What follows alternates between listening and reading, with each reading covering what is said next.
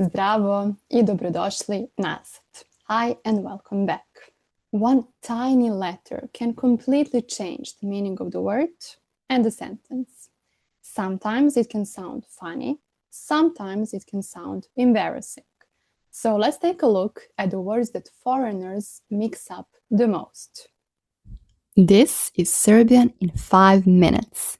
Short, simple lessons where you learn real Serbian, the language people use in everyday life, shaped by culture and real moments. Izvini and Izvoli, two words that all beginners mix. So let's make it clear. Izvini is sorry or excuse me, while Izvoli with L is either here you are, or if you hear it in a shop and the shop assistant tells it to you, it means tell me, how can I help you? Izvini, Izvoli. Let's take the same location to practice both phrases. Supermarket, for example. You can say Izvini, gde je kafa? Excuse me, where is coffee? Here. And you would say Izvoli when you're giving the money, for example, to the cashier. You would say Izvoli. Or you can, of course, use the formal form for both phrases, Izvinite and Izvolite. Just add te at the end. Then two pronouns that people keep mixing, but we also do that when we learn English, for example. They are on and ona, he and she. If you know English, then it might be easier for you to connect because on, as in English, has two letters. On as he.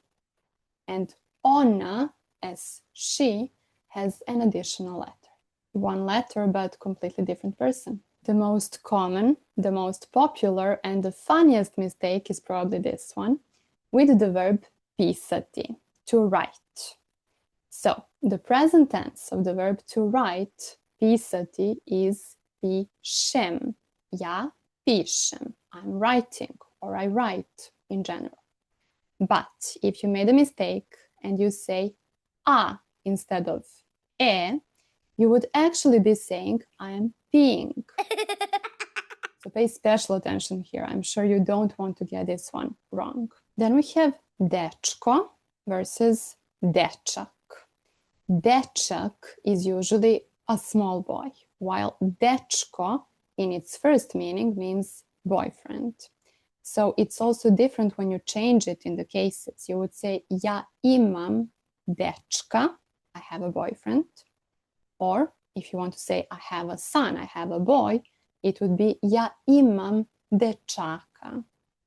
Also pay attention. And at the end, two words that caused a lot of laughter at one of our workshops, and they are Brak as marriage and Mrak as dark.